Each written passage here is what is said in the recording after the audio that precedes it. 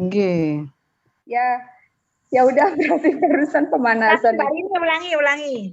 Ya, oke, terima kasih. Ya, kita mulai kegiatan pagi ini dengan Bismillahirrahmanirrahim. Alhamdulillahirabbil alamin wassalatu wassalamu ala Alhamdulillahirabbil alamin wassalatu wassalamu ala asrofil anbiya'i wal mursalin wa ala alihi wa sahbihi ajmain amma ba'd. Asyhadu an la ilaha illallah wahdahu asyhadu an la ilaha illallah Muhammadar Rasulullah. Allahumma sholli ala Muhammad wa ala ali Muhammad. Alhamdulillah, syukur alhamdulillah bahwasanya pada kesempatan pagi ini kita semua bisa berkumpul dalam keadaan nikmat sehat dan juga nikmat iman dan Islam. Terima kasih. Tak lupa salam dan sholawat kami haturkan kehadirat Nabi besar Muhammad Sallallahu Alaihi Wasallam yang telah atas perjuangan beliau kita masih bisa menikmati nikmat iman dan Islam. Terima kasih untuk kehadiran Ibu Titin Nurhayati Makmun, Dekan Fakultas Ilmu Budaya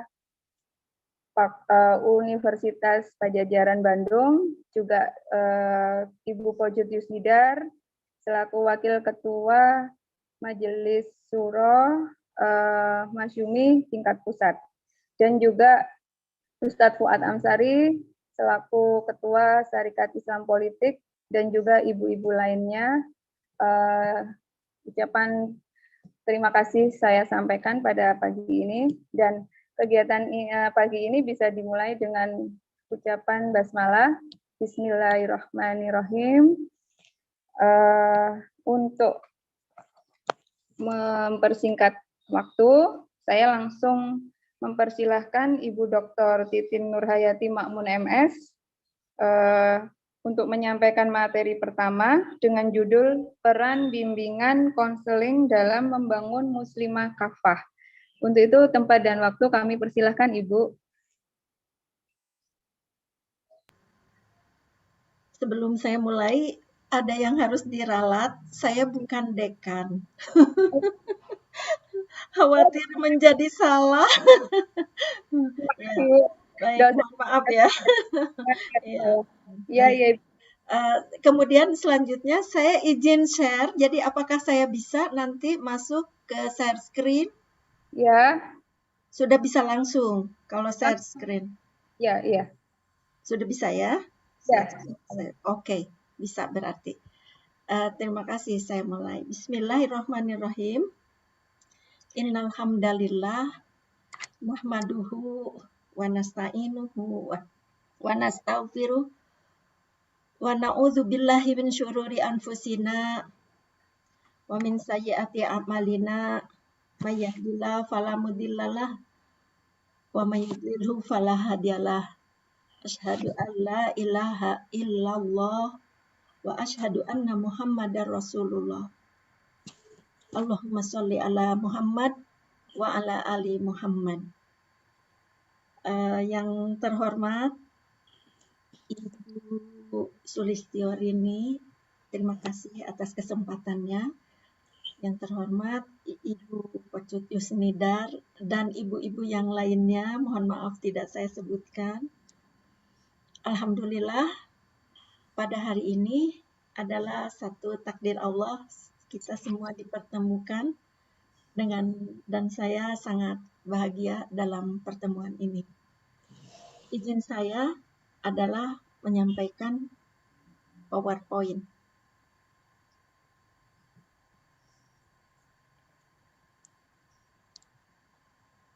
Apakah sudah terlihat?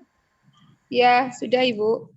Ya, rupanya saya ubah judulnya menjadi Menggapai Muslimah Kafah melalui bimbingan konseling. Jadi apa yang tadi disampaikan biasa ada perubahan. Ya Ibu. Saya sedang menyusunnya kemarin. Bismillah. Saya berangkat dari masalah, jadi apakah bagaimanakah bimbingan konseling ini berperan dalam membangun muslimah kafah. Dan saya mulai dengan kasus yang kebetulan sedang populer pada saat ini, pekan ini. Ini adalah masalah pelecehan seksual. Saya tidak akan bicara tentang seksualnya, akan tetapi di sini adalah kasusnya. Kasus yang pertama yang saya bidik adalah tentang bunuh diri seorang gadis di atas pusara ayahnya dalam pekan kemarin kalau tidak salah. Lalu yang kedua, adanya kehamilan. Di sini 22, tapi sebetulnya setelah tadi saya lihat tadi 14 santri yang di Jawa Barat. Kebetulan salah satunya katanya di Cibiru, dekat rumah saya kalau begitu. Tapi saya belum tahu di sebelah mana. Nah, ini adalah dua hal yang mungkin menjadi perhatian dalam diri saya, mudah-mudahan perhatian kita semua. Sepintas saya menyampaikan tentang bunuh diri. Jadi mengagetkan seorang gadis yang berjilbab, mahasiswi terkenal di Jawa Timur, yang kemudian diketahui bahwa gadis itu bunuh diri karena depresi. Depresi tentu saja akibat dari stres sebelumnya. Nah, harus dicari mengapa dia stres, dan sudah ada jawabannya bahwa dia sudah putus asa menghadapi kehamilannya yang belum nikah. Kehamilan itu adalah kehamilan yang kedua setelah yang pertama digugurkan berkali-kali. Nah, kemudian yang terakhir ini adalah hamil lagi yang sebetulnya dia sudah melakukan berkali-kali untuk bunuh diri tapi gagal, dan di sanalah berhasilnya adalah di atas pusara ayahnya. Nah, itu tentu saja semua sudah tahu bahwa kalau itu adalah masalah kehamilan. Mengapa? Karena si gadis itu minta nikah, barangkali tidak terlaksana. Konon katanya seperti itu. Saya tidak bisa menyampaikan apakah itu sebenarnya. Hanya saya melihat itu adalah dalam kematiannya di atas pusara ayahnya setelah minum racun dan dalam kondisi perutnya hamil. Nah, kemudian yang paling menghebohkan adalah ketika seorang dianggap saja yang biadab memperkosa 14 anak-anak, jadi di bawah umur, rata-rata dari usia 13 tahun sampai 17 tahun sesungguhnya, dan dari mereka itu lahir bayi. Jadi memperkosa dan telah memiliki, jadi sudah lahir bayi bukan 8 tapi 9 bayi. Nah, kemudian di antara mereka 3 orang yang sudah melahirkan kedua kalinya, jadi 2 bayi. Jadi dapat dibayangkan seberapa banyak anak itu hamil. Yang mengagetkan adalah salah satu kasus bahwa itu terjadi di pesantren. Pesantrennya di daerah saya, Cibiru, dan ada lagi di Antapani. Jadi ada beberapa pesantren. Na'udzubillah min dzalik. Jadi saya menyampaikan tentang hal ini sebagai awal. Apa hubungannya? Jadi topik yang dibahas saya itu adalah pertama tentang manusia itu tidak lepas dari masalah sesungguhnya dan bagaimana harus bersikap. Lalu di sini ada satu kepentingan, yaitu perlunya bimbingan konseling. Nanti kita lihat mengapa. Lalu peran bimbingan konseling dalam membangun muslimah kafah. Mohon maaf ya kalau saya juga sebetulnya belajar juga. Nah, dalil Qur'annya adalah, sebentar, saya tutup dulu ini, mungkin mengganggu tulisan. Baik. A'udzubillahi minasyaitonirrajim. Walanabluwannakum bisyai'im minal khawfi wal ju'i wa naqsim min amwali wal anfusi wa thamarati wa basyiri sabirin. Dan sesungguhnya akan kami berikan cobaan kepadamu dengan sedikit ketakutan, kelaparan, kekurangan harta, jiwa dan buah-buahan. Dan berikanlah berita gembira kepada orang yang sabar. Ini tercantum di dalam Al-Baqarah 155. Selanjutnya ada juga di dalam surat Al-Ankabut 2-3 dan Al-Baqarah 214. Saya tidak menulis di sini semua, habis nanti waktunya. Intinya bahwa ini adalah dalil Quran, bahwa setiap manusia itu sebetulnya pasti akan mendapatkan masalah dan ujian dari Allah. Jadi masalah itu sesungguhnya ujian dari Allah. Apabila manusia itu ditimpa musibah, maka ucapkanlah innalillahi wa inna ilaihi roji'un. Itu yang saya tangkap. Jadi intinya. Lalu dikatakan mereka itulah yang mendapat keberkahan yang sempurna dan rahmat dari Rabb mereka. Dan mereka itulah orang-orang yang mendapat petunjuk. Yang mana ini? Terkadang memang Allah memberikan ujian berupa kebahagiaan. Dan pada saat yang lain, Allah juga memberikan ujian berupa kesusahan. Seperti rasa takut dan kelaparan ini dalam surat Muhammad 31. Nah ini, barang siapa yang bersabar, maka Allah Subhanahu wa Ta'ala akan memberikan pahala baginya. Berarti harus sabar. Dan barang siapa berputus asa karenanya, maka dia akan menimpakan siksaan padanya. Dari kasus tadi mungkin bisa kita lihat bahwa sesungguhnya itu adalah sebuah musibah dan juga ujian, sekaligus ujian. Nah, berarti ada beberapa hal yang harus disikapi oleh kita dalam menghadapi itu, yaitu bersabar. Sebelah mana sebetulnya sabar? Makanya saya kaitkan dengan bimbingan itu, ada hal yang penjelasan tentang ini. Dengan bersabar maka pahala sesungguhnya. Pahalanya apa? Yaitu keberkahan dan rahmat dari Allah. Luar biasa. Dan tentu saja kita terlepas dari siksa.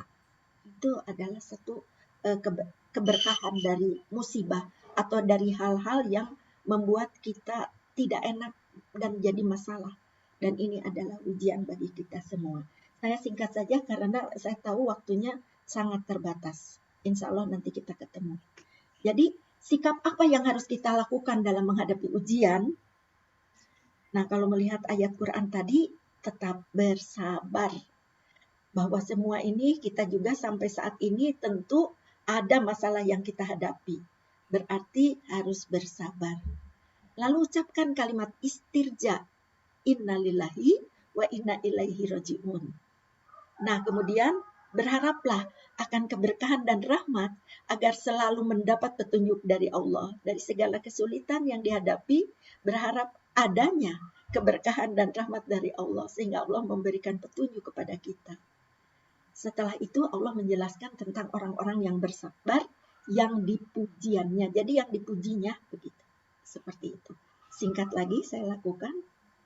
Nah, dari kasus di atas sesungguhnya ketika kita melihat 12 anak gadis yang sekarang kondisinya sudah punya anak dan usianya hanya 17 tahun itu yang satu, yang lainnya adalah masih di bawah 13-14 tahun. Apa yang harus kita lakukan? Siapa sebetulnya yang harus bertanggung jawab? Kalau saya memiliki anak gadis seperti itu, luar biasa, kiamat mungkin rasanya saya. Bagaimana tiba-tiba anak yang kita percayakan untuk masuk pesantren, kemudian hamil, lalu memiliki anak dan disodorkan kepada orang tuanya bahwa ini adalah anaknya. Lantas apa yang harus kita lakukan? Dan inilah adalah musibah besar untuk orang tuanya.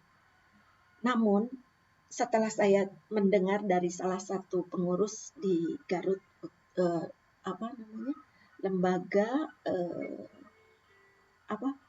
perlindungan anak dan saksi, mengatakan bahwa salah satu anak itu ketika ditanya bagaimana perasaannya, nah salah satunya mengatakan bahwa dia tidak ada bereaksi apapun ya, kecuali doa. Semoga Bapak di sana sehat, kuat, sabar, luar biasa. Nah, apakah memang seperti itu? Jadi tidak ada sedikit pun reaksi dari anak itu yang menjadi kecewa. Nah, kemudian dalam diri yang lain ada juga yang memang stres, tapi yang kita hadapi adalah 12 anak itu bagaimana? Apakah dengan sikap seperti itu memang anak itu sesungguhnya memang sedemikian rupa bahwa dirinya sudah rela betul, ataukah memang sudah kelewat persoalan yang begitu berat gitu, yang anak itu. Bagaimana masa depannya mereka itu semua? Sebagian ada yang ingin sekolah lagi, tapi banyak sekolah yang menolak. Jadi tidak bisa mereka untuk melanjutkan. Kasus ini Mei sudah muncul sesungguhnya, dan si Ustadz yang biadab itu sudah ditahan sejak bulan Juni. Perkara inilah yang saya lemparkan di dalam forum ini. Jadi, siapa yang harus bertanggung jawab? Apakah kita sebagai muslimah akan membiarkannya? Gitu. Nah, disinilah bahwa kita itu sebagai muslimah itu harus menghadapi tantangan. Bagaimana bahwa ini adalah tantangan untuk kehancuran umat sebetulnya menghadapi ini. Saya menyebutnya di dalam ini ada suatu amalan, itu tersembunyi di dalamnya. Itu hakikatnya sebetulnya ada amalan yang tersembunyi. Dan tentunya kita juga ada yang harus direnungi tentang kebijaksanaan ilahi. Lalu kita harus mencari akarnya. Karenanya kita perlu tafakur, muhasabah, mencari dari mana asalnya, sebab alasannya. Lalu fokuslah pada masalah ibadah, cinta ilahi. Penjelasannya adalah dalam surat Muhammad ayat 31. A'udzubillahi minasyaitonirrajim.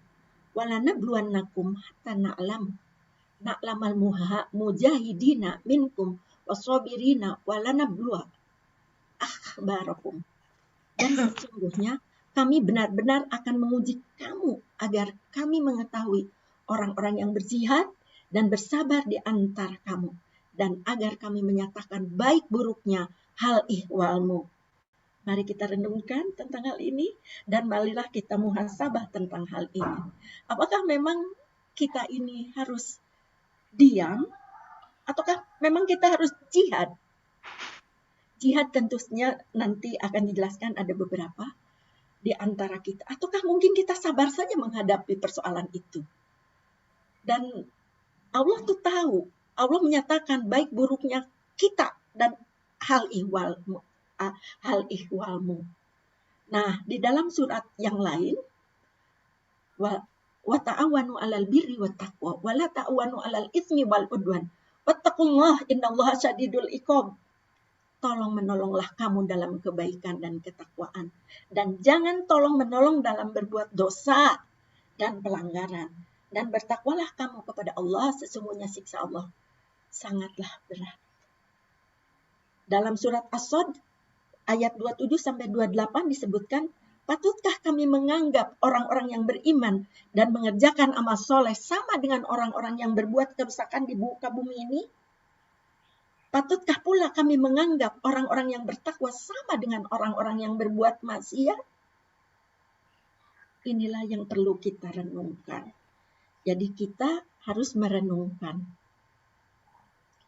Nah, perenungan inilah, muhasabah inilah yang sesungguhnya yang perlu kita lakukan, yaitu kita melihat apa sebabnya, mengapa sampai demikian. Lalu kemudian kita mencari tentang kebijaksanaan ilahi yang tadi saya sebutkan. Kebijaksanaan di sini ada maksud, ada nilai yang sesungguhnya tersembunyi. Apa sebetulnya yang harus kita lakukan? Minimal sekarang dalam kondisi diri kita sendiri. Mengapa anak itu dititipkan di pesantren yang sesungguhnya demikian? Nah, itu kan salah satunya di antaranya. Mengapa kita tidak mengecap tentang kredibilitas dari pengajarnya? Katanya di situ rumah tahfiz gitu. Lalu mengapa kita tidak mengontrol, mengawasi? Mengapa kita tidak berupaya bertanggung jawab sebagai orang tua terhadap anak kita yang dilahirkan? Mengapa mereka dibiarkan dalam kesedihan? Tentu saja yang pertama itu akan dialami oleh anak itu sebuah kesedihan menurut saya. Karena itu anak di bawah umur ya. Jadi baru keluar SD dimasukkan ke sana. Mengapa? Mengapa? Itu adalah asal muasalnya. Lalu, dan mengapa pula mereka sampai berulang sehingga akhirnya hamil. Sampai ada yang melahirkan 2 kali. Itulah yang seharusnya yang harus kita renungi. Mengapa sebetulnya sampai demikian? Konon menurut psikolog, itu sesungguhnya kalau anak itu sampai demikian menyerahkan sepenuhnya sedemikian banyak begitu, itu adalah salah satu mungkin penyakitnya sudah ada di dalam otaknya. Jadi artinya mereka sudah, namanya anak ya, terlalu sering, akhirnya seperti ketagihan begitu. Jadi yang salah bukan hanya si biadab itu, tapi juga dari diri kita sendiri juga gitu. Terjadi sampai sedemikian. Lalu mengapa kita harus melihat bahwa anak itu masa depannya menjadi hancur ketika mereka ada keinginan sekolah lagi ditolak? Mengapa kita harus diam dengan hal yang begitu? Apa yang harus kita lakukan terhadap anak itu? Salahkah anak itu? Apakah anak itu harus mendapatkan satu masalah kebiadaban orang itu, kemudian dia menjadi hancur masa depannya? Apakah harus demikian? Di sinilah mari kita renungkan. Mari kita tafakur sebab-sebabnya. Berarti ada kekurangan di dalam diri kita itu. Saya introspeksi, walaupun saya itu sebetulnya sudah mau cucu jadi cucu saya harus lihat. Di sinilah ada hikmah yang tersembunyi. Bahwa sesungguhnya kita itu tidak boleh lalai. Tidak boleh lalai. Nah, kelalaian inilah yang menghancurkan dari cahaya menjadi gelap. Lalu bagaimana mengembalikan cahaya itu? Bagaimana mengembalikan yang gelap ini menjadi cahaya? Bagaimana sesungguhnya? Nah, satu-satunya adalah kita ini. Nah, ini yang nanti kebimbingan ya, bahwa akan ya supaya tidak gelap itu artinya kita lalai, dan orang itu lalai itu menjadi lupa kepada Allah, yaitu harus dicarikan cermin yang bersih gitu. Cermin yang bersih artinya ilmu harus disampaikan. Kita harus mengetahui. Mereka harus tahu bagaimana hukum-hukum Islam, hukum-hukum Allah. Karena disitulah sesungguhnya munculnya. Jadi kita harus belajar. Nah, tanggung jawab kita bagaimana? Tanggung jawab kita adalah mensosialisasikan ilmu itu. Saya setuju dengan forum ini. Jadi kita punya wadah untuk memberikan solusi dengan cara bagaimana bahwa masyarakat itu harus memiliki ilmu sehingga dia dibekali dengan ilmunya dan dia bisa menerapkan, mengamalkan ilmu itu di keluarganya dulu begitu. Bagaimana seharusnya menjaga anak. Jadi asal muasalnya itu adalah kelalaian dari orang tua sesungguhnya terhadap anaknya. Kalau menurut saya asal usulnya. Kita harus mencari dari mana asalnya, lalu merenungi kebijaksanaan Allah. Allah telah menyebutkan di dalam Al-Quran, dalam hadis, harus bagaimana sesungguhnya tanggung jawab terhadap anak itu. Sebetulnya seperti itu yang harus kita lakukan. Nah, dari sana saya melihat mereka itu sesungguhnya tidak melihat bahwa anak itu adalah sebetulnya bukan milik kita, tapi amanah. Jadi sesungguhnya anak itu bukan milik kita karena mereka itu adalah titipan dari Allah sesungguhnya kepada kita. Lalu kita juga harus mengerti bahwa anak itu sebagai penerus ya, generasi penerus, bahwa anak itu sebetulnya adalah tabungan amal kita di akhirat. Bukankah kalau Adam itu mati maka 3 hal yang ditinggalkannya, di antaranya yaitu selain sedekah yaitu adalah anak yang soleh. Bagaimana dengan kondisi yang demikian? Jadi anak itu juga menjadi penghibur dan perhiasan dunia. Tapi kalau demikian jadinya, bagaimana sesungguhnya ayat-ayat itu? Jadi alhamdulillah, disitulah hikmahnya dari kebijaksanaan Allah menyampaikan di dalam Al-Quran. Ini akibat kelalaiannya, sehingga hati mereka menjadi gelap, siapapun ya ini, dan timbul perubahan perilaku. Menjadi ada interest pribadi, silau dengan iming-iming. Di sini kabarnya tentang iming-iming itu, anak itu katanya sekolah dititipkan di sana itu karena ada iming-iming tidak membayar biaya, jadi gratis. Dan itu adalah dari keluarga tidak punya, Masya Allah. Di kampung, konon di kampung nun jauh di sana, di pegunungan, di mana di Garut, itu kebanyakan. Dan itu saling, seperti jaring gitu, jadi saling memberitahu, mereka datang ke sana, jadi ada saudaranya, ada temannya, ada dan sebagainya. Yang jumlah itu ada 30 sesungguhnya. Nah, jadi mereka silau dengan iming-iming. Jadi materialistik saya kira. Nah, individualistik, rakus, di situ ada manusia biadab yang rakus, lalu mengambil jalan pintas, hedonis, glamorisme, permisif, dan berani melanggar nilai. Itu akibat dari mereka lalai dengan ajaran Allah, menjadi gelap hingga timbul perubahan perilaku. Mereka tidak fokus cinta kepada Allah. Perilaku mereka itu adalah perilaku iblis. Dia ya, bukan mereka. Dia itu iblis. Memiliki nafsu hewani. Banyak angan-angan. Mental daya juang merosot. Daya juang sesungguhnya kalau memang dia hafiz. Kalau hafiz dalam tanda kutip saya tidak tahu itu. Ya mungkin daya juangnya bukan itu sebetulnya. Memang demikian saja. Gaya hidupnya tidak sederhana karena konon dia mencari uang juga dari situ, dapat bantuan dan uangnya ya untuk begitu. Ya Allah. Tidak pikir panjang, tamak, perselingkuhan di situ karena punya juga suami istri, sombong dengan ajaran-ajaran Allah, gelap mata, gelap hati, berani melanggar nilai-nilai kebenaran yang ada, melakukan tindak kejahatan, bejat moralnya, asusila. Harus bagaimana menghadapi ini. Saya sebut di sini ada nafsu hewani. Karena hanya hewan yang seperti itu. Tidak tahu etika. Ketika hasratnya berkeinginan tidak dipikir siapa yang di hadapan. Halal haram. Bagaimana harus dia lakukan di tempat sembarangan. Mereka lakukan. Itu adalah hewani. Yang penting hewan itu adalah dirinya kenyang. Dan tidak memikirkan yang lain kenyang atau tidak. Tidak dipikirkan akibat panjang. Tidak dipikirkan lawannya harus tetap harus dikasihani ataukah bagaimana. Itulah nafsu hewani dan itu adalah perilaku iblis. Nah, ada satu pertanyaan Allah sebetulnya kepada manusia. Satu pertanyaan pendek yang tidak dimintakan jawabannya dari manusia. Karena Allah sendiri yang akan memberikan jawaban bagi manusia. Pertanyaan itu pada firman Allah Subhanahu wa Ta'ala.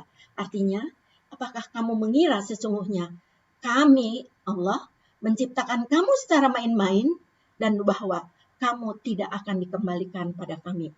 Mohon maaf, ini baterainya sudah habis. Okay. Jadi, bukan main-main penciptaan Allah itu. Dan bahwa kita ini akan kembali kepadanya. Mengapa mereka tidak sadar tentang hal ini? Surat Al-Mu'minun 115. Inilah perlu mereka tahu. Barangkali sudah tahu tapi mereka lalai tidak fokus pada Allah. Menyimak ayat tersebut tersirat pada kita. Tujuan tertentu Allah menciptakan manusia bukan secara main-main. Tentu kita pertanyakan apa gerangan tujuan Allah itu. Pencipta alam semesta menjawab dengan ringkas. Dan firman-Nya itu yang artinya tidak aku ciptakan jin dan manusia kecuali untuk mengabdi dan beribadah kepadaku. Jadi itu tujuannya. Jadi sesungguhnya kewajiban kita sebagai muslimah itu apa? Kewajiban kita itu membantu umat, mampu umat itu menyelesaikan berbagai masalah yang dihadapinya. Sesungguhnya itu. Jadi bukan hanya diri kita dulu, barangkali kita harus wa anfusakum, jadi pada diri kita, menjaga keluarga kita, tapi juga kita membantu pada yang lain menyelesaikan berbagai masalah yang dihadapinya. Masalah apa sih kalau tadi sebab musabab? Ternyata memang mereka itu orang miskin. Bagaimana mereka mau mengawasi, mau nengok, nggak punya ongkos. Astagfirullahaladzim. Nah, dalam hal ini tidak bosan mengajarkan dan mengamalkan. Jadi kita itu tidak boleh bosan untuk mengajarkan dan mengamalkan ilmu Allah yang benar dengan usaha dan berani melawan ego sendiri. Apa ego sendiri? Memang kita tidak kalau Sundanya ngebibisani tidak kita banyaklah tugas di rumah dengan keluarga dan lain-lain. Lalu kita juga dengan urusan ini. Mengapa kita sekarang harus terjun dalam hal ini gitu? Lawan ego itu. Nanti kita lihat kemana dan bagaimana harusnya. Nah, sebetulnya umat yang bagaimana yang kita inginkan ini? Ya, ini postur umat. Mau begini, umat yang baik, tapi tidak sholat. Ataukah umat yang pintar? Kan suka begitu sekarang itu. Disekolahkan supaya anak itu pintar, tetapi ujungnya anak itu menjadi arogan terhadap orang tua melawan. Seperti itu. Apakah umat yang cerdas, tapi sombong seperti tadi juga? Dia menganggap remeh terhadap orang tua, mengatur orang tua yang sebetulnya orang tua lebih banyak pengalamannya dalam hal beribadah kepada Allah, mungkin begitu. Atau umat yang ramah, tapi penista agama. Ramah-ramah, baik-baik terhadap orang tua, tapi dia menistakan agama, penista agama. Yang begini sebetulnya. Nah, sebetulnya pribadi muslimah yang diharapkan bisa kita lihat nanti di rumah barangkali yang ikhlas dan lurus dalam memiliki nilai dalam pandangan hidup, membentuk pribadi berakhlak baik dan bijak, bersih dan suci. Sebetulnya kita ingin seperti itu. Ilmuwan yang aktif bekerja, berilmu dan pemikir, pekerja yang optimis, teguh dan dapat dipercaya, mulia dan santun. Wow, ahli politik yang ahli ibadah gitu. Saya sentuhkan sampai situ. Jadi muslimah itu tidak sekedar mampu menjalankan tugas, tetapi memahami makna dari tugas itu. Pahamilah itu. Jadi saya tidak akan jelaskan ini semua, habis waktunya. Saya mau masuk ke bimbingan konseling. Muslimah tidak sekedar menguasai ilmu, tapi juga menggunakannya dengan arif dan penuh kepedulian. Apakah dengan cara pembinaan selama ini telah memungkinkan muslimah dapat mencapai tujuannya? Jadi memang kalau kita awal, apa yang harus kita lakukan? Jadi kalau memang ini sudah berkali-kali, apakah telah dapat mencapai tujuannya yang tadi? Nah, strategi bagaimana yang perlu dijalankan oleh muslimah dalam mencapai tujuan, khususnya dalam konteks penanggulangan jenis-jenis ancaman di atas. Jadi bagaimana ini cara menanggulangi kasus di atas? Inilah sesungguhnya yang salah satu yang ditawarkan, yaitu sistem bimbingan konseling. Nah, bimbingan itu adalah bantuan yang diberikan pada anak dan masyarakat. Saya tulis kecil karena memang saya introspeksi sendiri sajalah bahwa terhadap anak kita bagaimana, mungkin banyak kekurangannya karena terlalu sibuk dengan urusan karir gitu, dan masyarakat barangkali dalam upaya menemukan pribadinya. Jadi sesungguhnya anak itu harus memiliki pribadi, jadi tahu pribadinya, mengenal lingkungannya, dan merencanakan masa depannya. Nah, kalau anak itu memang dasarnya diawali oleh kita sejak awal, dititipkan anak itu pada diri kita, lalu kita membimbingnya, mengawasinya, lalu mengajaknya bagaimana supaya anak itu memiliki pribadi, tahu ada yang mengawasi, yaitu Allah, dan tahu sesungguhnya dari mana dan apa yang harus dia lakukan dalam penjagaan dirinya.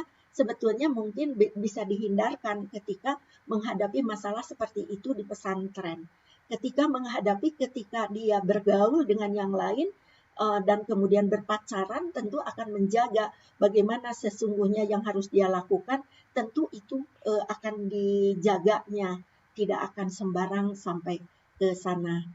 Nah, bimbingan itu sesungguhnya ada berupa preventif, ada berupa kuratif. Nanti penjelasan di bawahnya ada, tapi sedikit saya jelaskan. Preventif itu, nanti saja di belakang karena terlalu banyak ya nanti pengulangannya. Nah, sedangkan konseling adalah proses pemberian bantuan. Artinya pemberian bantuan, ini proses ya konseling itu, ketika anak itu ada rasa dibully, misalnya kalau anak-anak SD begitu, dibully oleh temannya, lalu dia berani untuk menyampaikan pada kita bahwa saya tadi ditertawakan, begitu biasanya anak itu bicara, saya tadi dipukul, saya tadi perutnya di ini katanya ditendang gitu, itu anak saya pernah. Jadi maka itu sebetulnya sudah terjadi konseling antara anak dengan ibu. Jadi disinilah perlu proses pemberian bantuan terhadap anak itu. Jadi dengan anaknya bicara pada kita bukan menjadi pengadu lalu kita protes dengan bagaimana. Tidak, kita harus menjadi seorang konselor, jadilah di situ. Jadi artinya ketika orang yang mengalami satu masalah bukan menjadi tambah masalah terhadap anak itu, sehingga anak itu menjadi takut untuk bicara pada kita karena kita solusinya adalah langsung menyerang ke arah lawan tanpa dilihat apa asal usulnya. Nah, dengan demikian anak itu tambah dibully, tambah dijauhi, sehingga dia merasakan satu ketersiksaan, ketidaknyamanan di lingkungannya. Nah, jadi kita harus menjadi orang tua yang mengayomi, membimbing mereka ketika mereka mengalami satu masalah. Itu anak itu disebut klien ya, sebetulnya seperti itu. Yang bermuara pada teratasinya masalah yang dihadapi anak itu. Jadi dengan cara yaitu wawancara. Di sini ada emoji yang saya ambil. Nah, itulah mungkin seperti itu perlindungannya, seperti itu contohnya. Jadi sesungguhnya mengganggu banget ya. Sesungguhnya bimbingan konseling itu merupakan proaktif dan sistematif dalam memfasilitasi umat untuk mencapai tingkat perkembangan yang optimal, pengembangan diri dan perilaku yang efektif, peningkatan fungsi atau keberadaan umat yang bermanfaat bagi lingkungannya, baik lingkungan di rumahnya atau lingkungan di tempat tinggalnya. Jadi kita itu melakukan bimbingan dan konseling itu supaya demikian.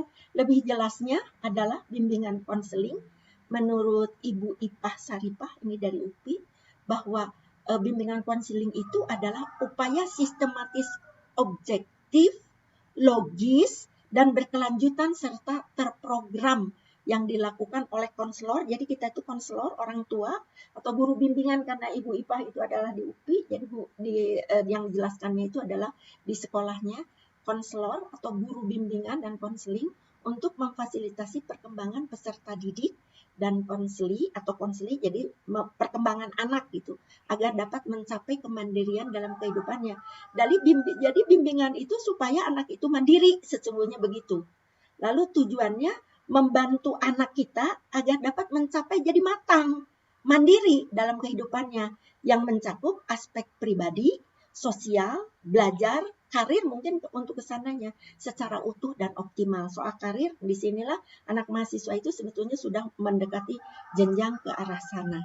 Nah, tujuan khususnya itu adalah memahami dan menerima diri dan lingkungannya. Dia paham dirinya itu siapa. Dia paham bagaimana dirinya untuk menjaga dirinya, mana yang bahaya, di sebelah mana yang sebetulnya tidak boleh disentuh, dan siapa yang tidak boleh menyentuh itu, dan siapa yang bisa menyentuhnya. Jadi ini perlu paham anak itu, sehingga dia bisa menjadikan ada penjagaan dirinya.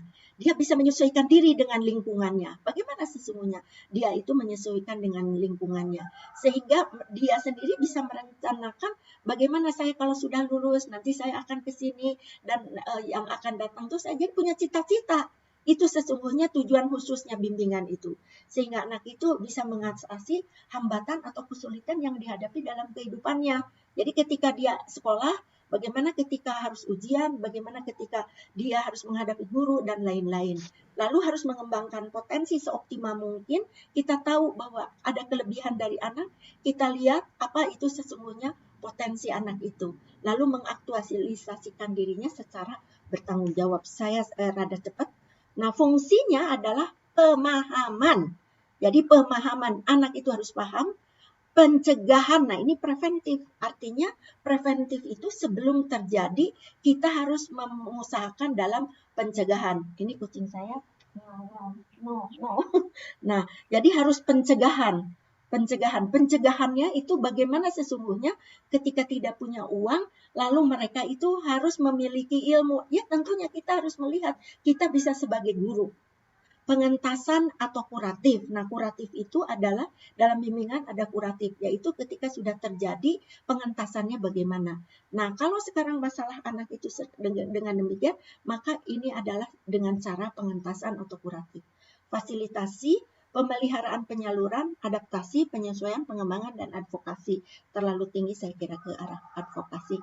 Saya akan lewat saja, ini nanti bisa disimak sendiri, barangkali nanti ini PPT akan saya sampaikan.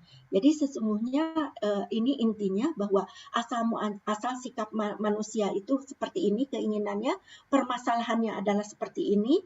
Nah, lalu kita itu harus memiliki strategi bagaimana supaya anak itu bisa dibina, anak itu dalam pembinaan, anak itu dalam mengetahui isi dan sebagainya, dan caranya itu adalah dengan bimbingan konseling, sehingga terjadi pembangunan karakter dan yang disebut karakter Bank Satu itu. Hanya dalam menghadapi strategi itu kita harus ada tidak abai sosial, dan kita harus melakukan kritik sosial juga ketika ada sesuatu yang memang ini bahaya gitu, harus sampai ke sana. Lalu konsensus itu adalah konsensus ibadah kalau menurut saya. Hakikatnya sesungguhnya tadi yang disebutkan manusia itu diciptakan untuk apa? Jadi kita harus yakin utuh iman dan patuh kepada Allah. Sehingga membentuk manusia atau umat, anak berkarakter, tangguh, kompetitif, berakhlak mulia, bermoral, bertoleran, dan sebagainya. Sehingga muslimah yang berakhlak mulia, bermoral itu sebetulnya goalnya. Intinya seperti itu. Nah, jadi masalah di atas itu sebetulnya harus diatasi secara holistik, menyeluruh, inklusif. Ya, jadi melibatkan yang lain, kolaborasi di sini muslimah saya kira perlu ya dalam hal ini. Sebab ada dalam hal partisipasinya itu dalam hal pendidikan, dalam hal ekonomi, dalam hal kesehatan. Ini sudah kesehatan menyangkut ketika dia stres, depresi, lalu itu adalah sudah kesehatan jiwa. Harus bagaimana sesungguhnya. Kolaboratif, proses bekerja sama. Ini kita perlu kerjasama. Nah, jangan sampai kita seperti ini. Yang satu jalan ke sana, mau masuk, yang ini jalan ke sini. Kita harus kerjasama, teamwork. Sama-sama. Mari kita sama-sama. Mari kita bangun. Tidak ada lagi jalan sekarang. Kita harus bekerja sama. Sama-sama menjalankan itu. Bila kita tidak menjadi teamwork, akan terjadi seperti ini. Di tengah jalan saling menyalahkan. Ini yang terjadi dengan 14 anak yang terjadi demikian. Anak-anak yang tidak mampu menjadi hancur masa depannya. Setiap ingat ke sana hati saya itu sakit sekali. Nah, ini sesungguhnya saling menyalahkan, bukan saling menyalahkan, saling mengisi barangkali. Alhamdulillah sekarang. Apa kita akan seperti ini sudah begini? Tentu di sini perlunya pemerintah yang bagaimana sesungguhnya turun tangan dalam hal ini. Ini adalah masalah masa depan bangsa. Bila dibiarkan hancur umat kita ini, hancur bangsa kita ini. Nah, prinsipnya adalah harus ada berkelanjutan, bervariasi melalui proses pembelajaran, harus aktif, menyenangkan jadi caranya untuk menghadapi itu. Sehingga peran muslimah itu bisa menjadi tempat curhat, memberi solusi, memberikan bantuan fisik jika perlu, dan perlu pendidikan dan pembinaan, perlu pengakuan, perlu wadah tempat berkarya, perlu sistem untuk berkembang. Nah, disinilah perlunya kita seperti dimensi pemain sepak bola, yaitu apa? Kita harus berlari kalau main sepak bola, tidak diam. Kita harus menendang, tidak hanya berlari. Kita harus bertahan, kita harus menyerang ketika yang lain jalan, sehingga kita ini menjadi kerja tim, gigih dan berani, sportif, mengambil inisiatif, berani mengambil keputusan. Tidak berani mengambil keputusan, maka kita akan kalah oleh lawan. Ini dimensi pemain sepak bola. Aduh, terlalu banyak tugas kita ini sesungguhnya. Ini mengapa kita itu selalu mengeluh, terlalu banyak. Karena kebanyakan kita ini fokus pada kendala. Nah, mata kita ini fokus pada kendala. Belum lagi kita ngurus rumah, belum lagi dengan suami, belum lagi dengan tetangga, belum lagi dengan keluarga, belum lagi tentang urusan organisasi, belum lagi. Semua tulis, semua itu menjadi kendala bagi diri kita. Nah, kalau kita fokus kepada kendala itu, maka sesungguhnya cita-cita mencapai tujuan ridho Allah menjadi hilang. Ini. Maaf Bu Titin, saya mengingat habis waktunya mungkin 1 menit. Okay, 1 menit lagi Bu.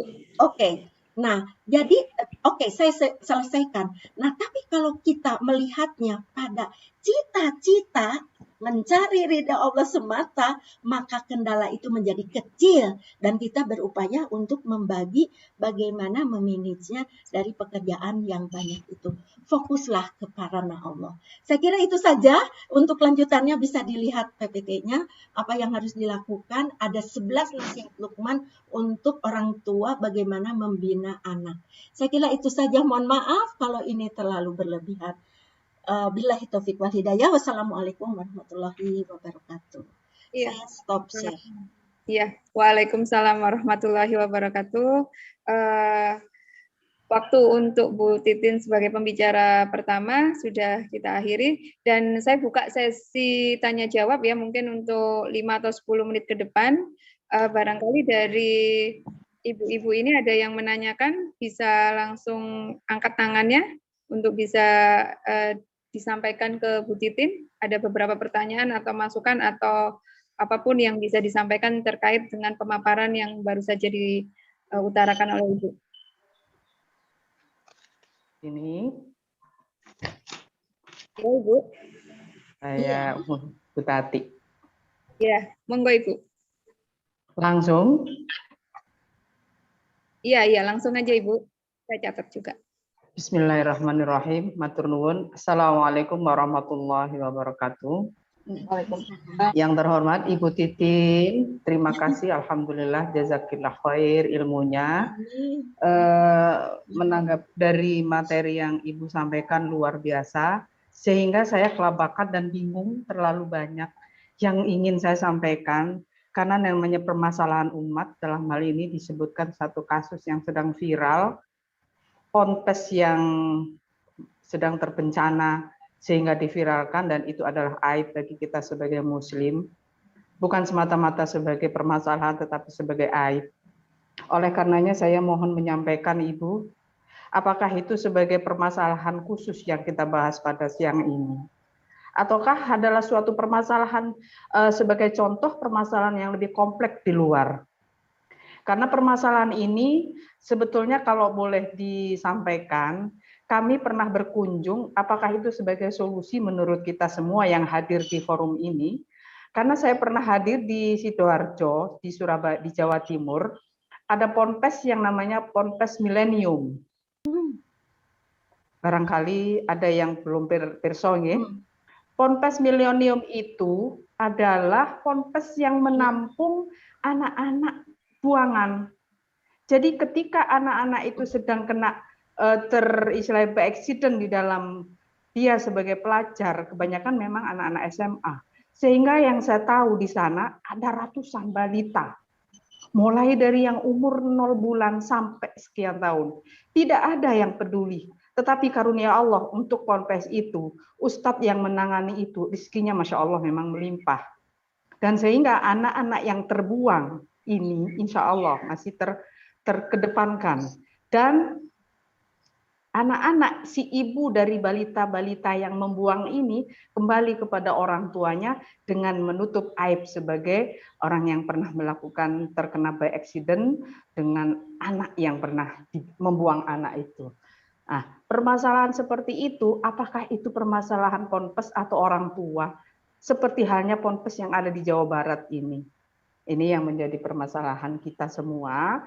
Kemudian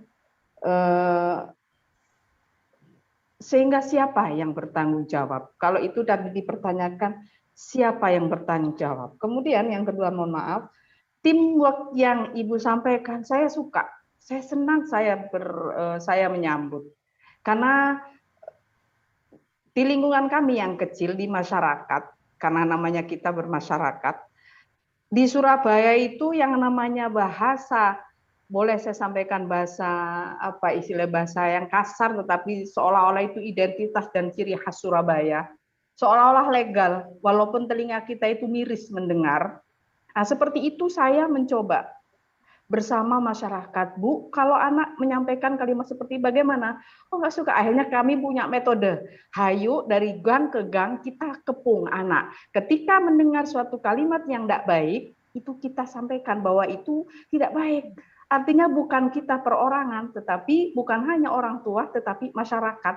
Nah, dari masyarakat seperti itu barangkali. Atau teamwork yang seperti apa yang boleh kita dengar, kita terima dari Ibu. Terima kasih. Mohon maaf. Terima kasih. Assalamualaikum warahmatullahi wabarakatuh. Salam. Salam warahmatullahi Wabarakatuh. Langsung. Ya, Ibu, monggo.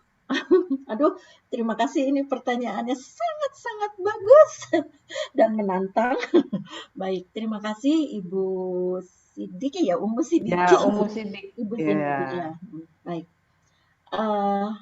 Itu pesantren milenial ya. Kenapa? Milenium ya. Namanya? Milenium itu. Ya, mengapa? milenium. Ya. Kalau saya anggap bahwa itu mungkin salah satu jalan keluar, barangkali begitu ya, barangkali jalan keluar. Dalam hal ini jalan keluarnya adalah ketika anak itu sedang mengalami permasalahan yang bisa membuat dirinya stres, bagaimana ke depan, lalu disimpanlah ke sana. Tapi apakah itu adalah solusi yang terbaik begitu? Nah, justru di sini saya berharap adalah yang perlu wadah itu, maksud saya itu buatlah kita wadah bimbingan konseling, maksud saya di muslimah gitu. Jadi kita bisa menjadi penampung begitu dengan orang bermasalah. Jadi contohnya adalah anak-anak yang 12. Aduh, siap ingat ke situ, enak hati saya. Yang 12 anak itu. Jadi kalaulah mereka berhadapan dengan saya gitu. Karena awalnya kan sebetulnya anak itu tidak punya salah. Jadi saya ingin merangkul tangan dua ini begini. Ayo nak sayang. Jadi berikanlah kasih sayang kita kepada mereka dengan ketulusan, keikhlasan begitu. Artinya kita empati dengan masa depan anak itu. Bagaimana sesungguhnya mereka ke depannya? Apakah harus seperti kiamat habis masa depannya? Jadi kita harus, di sini mohon maaf, melalui bimbingan konseling ini saya berharap muslimah ini menjadi kafah gitu. Sebab tujuan kita tetap ridho Allah, maghfirah dari Allah, mohon pertolongan kepada Allah, diberikan jalan keluarnya, petunjuknya, rahmatnya, hidayahnya, itu kan sebetulnya. Sambil kita sabar menghadapi seperti itu. Jadi yang pertama barangkali itu adalah salah satu upaya untuk demikian. Saya tidak tahu bagaimana cara selanjutnya, saya tidak mengerti. Kalau mereka hanya ditampung saja di sana, hanya untuk menutup sampai dia melahirkan, lalu kembali pada orang tuanya, tidak dibina akhlaknya, percuma. Akan melahirkan sesuatu dan menggampangkan tentang hal itu, berarti penghancuran. Mari kita sama-sama buatlah satu lembaga yang bisa menampung secara tulus ikhlas. Kita menerima mereka, bagaimana kita memberikan kasih sayang, perlindungan kepada mereka. Mari kita binalah dari awal. Nah, inilah perlunya ilmu begitu. Jadi ilmu yang disampaikan kepada mereka, sosialisasi. Nah, jadi siapa ini? Kita ini apakah kita saja, Bu, kalau cuma sendiri? Paling kita bisa menampung 1-2 orang paling begitu. Dan kita repot dengan urusan kita sendiri. Masalah menjadi bertambah. Nah, berarti kita ini perlu teamwork. Nah, bukankah organisasi ini ada yang mana begitu? Nah, kita sama-sama kita bagi tugasnya. Nah, itu maksud saya. Jadi kalau departemen itu ya mungkin kalau kenegaraan barangkali ada departemen agama, ada departemen kesehatan, ada mungkin departemen ekonomi mungkin begitu, ada departemen yang masuknya ke psikologi dan kesehatan yang jiwa itu ya, dokter jiwa begitu, sebab perlu sampai ke sana. Kemudian pokoknya perlindungan semua ada menuju ke sana dengan satu tujuan, maghfirah Allah, menjadikan anak itu menjadi soleh. Ya Allah, itu tujuan kita. Jadi mudah-mudahan kita doakan saja bahwa yang di sana itu menjadi tambah baik, menjadi ada rahmatnya, ada hidayahnya dari Allah, maghfirah dari Allah, ditunjukkan yang sebenar-benarnya, sehingga menyadarkan anak itu menjadi baik gitu. Nah, itu mungkin nilainya, ini kuratif berarti Bu. Jadi kita harus benar-benar menghadapi yang itu secara serius. Kalau menurut saya begitu ya Bu ya. Nah, jadi saya kira sudah terjawab Bu. Jadi ada teamwork, marilah. Dan teamworknya memang saya juga ada di sini, banyak tanggung jawab saya dia ditinggalkan. Aduh, gimana waktunya cuma seperti itu? Ya kita bagi-bagi aja lah walaupun sauprit gitu. Mohon maaf ya Bu ya. Mungkin itu saja. Mudah-mudahan itu bisa menjadi jalan keluar. Mudah-mudahan. Saya kira begitu. Terima kasih Bu Umu Siddiqi. Ya, Bu, terima kasih untuk jawabannya dan juga pertanyaannya dari Ibu Sri Suhartati ya Bu ya. Saya wakili untuk bisa menyebutkan nama. Mengingat waktu yang sudah semakin mepet. Nah, untuk kesempatan pertama mungkin saya tutup pada pukul 10.59. Untuk kesempatan kedua saya sampaikan ke Ibu Haja Pocut Yusnidar. Beliau sebagai Wakil Ketua Majelis Syuro Masyumi Pusat yang insya Allah pada kesempatan kali ini mungkin saya bisa sampaikan waktunya mungkin azan zuhur di Surabaya 10.22 segitu, tapi setidaknya bisa dikondisikan untuk lewat-lewat sedikit gitu. Mohon maaf sebelumnya kalau kasih waktunya ada yang tidak tepat. Dan judul yang disampaikan oleh Ibu Pocut kali ini adalah peran muslimah dalam pembangunan bangsa atau tugas utama muslimah dalam membangun peradaban. Nah, ini mungkin nyambung dengan apa yang disampaikan oleh Ibu Titin Nurhayati. Demikian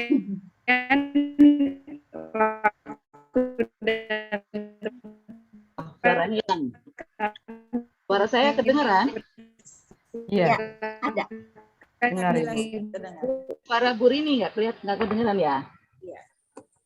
Terima kasih. Kedengeran insya Allah.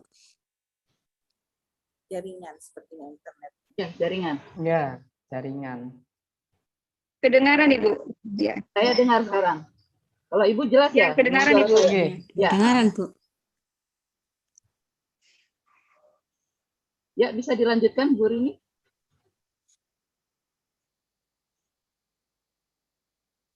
Sudah dipersilahkan untuk Ibu Pocut sama Bu Rini. Oh iya. Berarti saya yang tidak bisa mendengar Bu Rini ya? Iya. Terima kasih. Alhamdulillahirabbil alamin. Iya. Monggo. Saya Waktu dan tempat kami persilakan. bisa mendengar, mungkin Bu Rini saja yang mungkin. Silakan Ibu untuk sampai. Ya. Bismillahirrahmanirrahim. Alhamdulillahirabbil alamin. Wassalatu wassalamu ala asyrofil anbiya'i wal mursalin wa ala alihi washabihi ajmain. Rabbi shrah li sadri wa yassir li amri wahlul 'uqdatam min lisani yafqahu qawli. Hormati yang saya cintai, yang saya harap-harap bisa jumpa. Memulai dengan firman Allah dalam surat Al-Baqarah, Al-Baqarah surah 2 ya ayyuhalladzina amanu bisilmi kafah. Jadi memang ada perintah khusus untuk kita khusus. Bila kita tidak berislam secara kafah, maka kita sebetulnya gagal menjadi seorang muslim. Yang kedua adalah surah Al-Baqarah 207. Saya bacakan, dan di antara mengorbankan dirinya karena mencari keridhaan Allah, dan Allah Maha Penyantun kepada hambanya.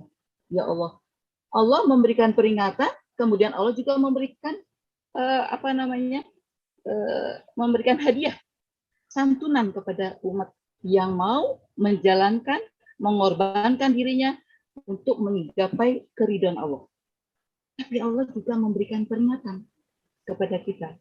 Dan di antara manusia ada yang ucapannya tentang kehidupan dunia menarik hatimu dan dipersaksikan kepada Allah kebenaran isi hatinya, padahal dia adalah penantang yang paling keras. Kita ini menghadapi orang-orang seperti Islam, puasa, sholat, mau apa sih? Bicaranya juga manis, menarik, hingga sulit kita membantah. Nah, ini Sementara kita sebagai umat itu, khususnya muslimah, memang harus betul-betul secure atau apa namanya, hati-hati. Allah dari orang-orang yang munafik ini. Sekarang apa kita tekankan perlunya kesadaran berislam kafah bagi seorang muslimah? Kenapa? Nah, mari kita simak yang apa namanya pendapat dari Dr. Malcolm Ahnauf. Dia adalah doktor dari negara Israel. Kalau kita dengar ini, maka kita tidak akan pernah mau tidak menjalankan Islam secara kafah. Program yang digelar atau diusahakan oleh Dr. Malcolm ini adalah program Star Academy. Star Academy, seorang doktor dari kebangsaan Israel. Program ini diterima oleh negara Islam. Karena saat ini umat Islam telah dijauhkan dari agamanya. Jika pemuda Islam ditegak dalam Islam, maka mereka akan menghancurkan Israel. Maka itu sebabnya mereka berupaya untuk menjauhkan umat Islam, baik pemuda maupun pemudi, orang tua, untuk jauh dari agama. Program ini targetnya siapa? Ya Allah, targetnya muslimah. Targetnya, dia katakan terang, targetnya itu muslimah. Karena yakin bahwa apabila muslimah sudah mengalami penyimpangan, sudah menyimpang, maka seluruh generasi ikut tersimpangkan. Khususnya jika kemudian menjadi artis terkenal. Karena apa? Di Indonesia programnya dikembangkan dengan beragam, dengan tujuan mencari bakat. Awalnya kan bagus ya, mencari bakat anak muda seperti Indonesia Idol, X Factor, Dangdut Academy, dan macam-macam. Saya juga sudah lupa, banyak sekali. Para orang tua itu Indonesia itu sangat bangga sekali dengan anaknya ikut atau lagi menang. Apalagi menjadi artis terkenal. Dalam sekejap harta melimpah, banyak orang yang berangan-angan jadi artis dan menjadikan artis sebagai panutan. Luar biasa, panutannya artis. Media juga ikut memberitakan kehidupan para artis yang pada umumnya memamerkan kekayaannya. Ironisnya, banyak partai yang bernuansa Islam menggunakan artis untuk menjaring pemilih. Bahkan menjadikan artis sebagai wakil rakyat yang menentukan undang-undang negara ini. Bisa dibayangkan, Bu. Ini baru satu sisi. Ada sisi lain yang mengerikan tentang seks dan pengertian kebebasan. WHO di tahun 2006 menyatakan bahwa seksualitas mencakup identitas gender, perilaku gender, kenikmatan hasrat, fantasi, sikap, dan yang paling penting hubungan serta kebebasan seksual. Luar biasa ini. Perlahan-lahan. The Children, yang awalnya kan kita melihat itu adalah Save the Children, menyelamatkan anak-anak. Bahwa UNICEF mendukung CSA, Seksualitas Education. Dia setuju dengan itu. Mereka membuat petunjuk teknis pendidikan seksual untuk anak sekolah. Sekarang anak sekolah dari mulai SMP sudah mulai diajarkan itu. Antara lain, memahami pandangan untuk memutuskan kapan dan dengan siapa dapat berhubungan seks. Menyadari bahwa setiap orang dapat memilih menjadi aktif, berseksual, dan harus dihargai. Sama-sama mau, seperti yang sekarang sedang in banget ya, bahwa bila dua-duanya mau, nggak apa-apa, nggak ada masalah. Perempuan tahap dewasa atau anak muda itu mempunyai pengetahuan yang rendah tentang hak mereka berkenaan dengan aborsi dan perawatan pasca aborsi. Jadi sengaja dibuat pelajaran khusus bagaimana aborsi, bagaimana memelihara. Bagaimana setelah aborsi itu bagaimana? Menyadari bahwa setiap orang dapat memilih menjadi aktif berseksual dan harus dihargai. Fungsi keluarga UNESCO. UNESCO ini sebetulnya kan United National Education Scientific and Cultural Organization. Kultur sebetulnya dia bicara bagus sekali ya. Kultur bahwa hak adalah kebebasan dapat tanpa mengganggu kebebasan orang lain. Jadi kalau selama tidak mengganggu kebebasan orang lain, sama-sama mau, sama-sama ikhlas, hasilnya legal. Jadi kalau tadi ada ibu kali kalau ada anak kecil itu mengatakan bahwa dia tidak bermasalah bahkan mendoakan pelakunya, itu ini berarti dia kena menurut UNESCO. PBB mengajukan kebebasan seks melalui pendidikan seks dan memberikan kebebasan seks pada anak.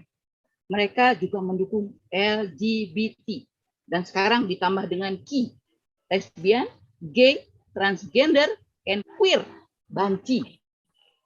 Itu sudah diakui. Untuk apa bukan? Ini semua adalah untuk merusak DNA dan mengurangi populasi dunia. Kenapa mereka makan supaya rusak? Nah, setelah jika diteliti, itu yang kafah ya, itu rekam jejak DNA-nya bersih. Mereka iri, mereka khawatir kalau cuma DNA mereka saja yang rusak. Mereka ingin merusak DNA dari umat Islam melalui muslimah. Sadar atau tidak sadar, mereka juga merusak bahasa. Bahasa dirusak, Bu. Kemudian di setiap tahunnya, bahasa kita setiap tahun itu dicoret. Bahasa Melayu, bahasa Arab, semuanya diganti. Inggris, macam-macam. Hingga mereka, keluarga-keluarga yang tidak memahami merasa bergengsi dengan bahasa asing. Bahasa Arab dan bahasa asing, nah itu adalah adalah bahasa di Quran, sehingga kita wajib untuk memahami, bukan bahasa asing. Nah, ini bahkan seperti ini contohnya idola. Kan sering ditanya sama anak-anak atau sama ibu-ibu, siapa idola kamu? Gitu. Mereka menjawab, idola saya apa artis, apa pemain olahragawan atau apa saja. Tapi tahukah apa yang dimaksud dengan idol? Setiap kita bicara idol, kita harus tahu bahwa yang namanya idol adalah berasal dari Yunani. Kalau kita baca dari Merriam-Webster, disebut an object of extreme devotion, objek yang dipuja berlebihan. Umumnya sering ditanya siapa representation of symbol of an object of worship of false god. Jadi pasti asal dari objek yang disembah biasanya Tuhan palsu. Jadi setelah hari ini kita harus mencoba membenarkan, meluruskan bahasa kita. Bila ada kalimat idol kita sebut-sebut, maka itu kita sudah masuk ke dalam kotak mereka. Tanpa sadar dengan kalimat idol, karena bahasa itu kan doa. Wah, idola saya ini. Bahkan ada yang bilang, siapa idola kamu? Idola saya Nabi Muhammad. Nabi Muhammad bukan pasti. Salah.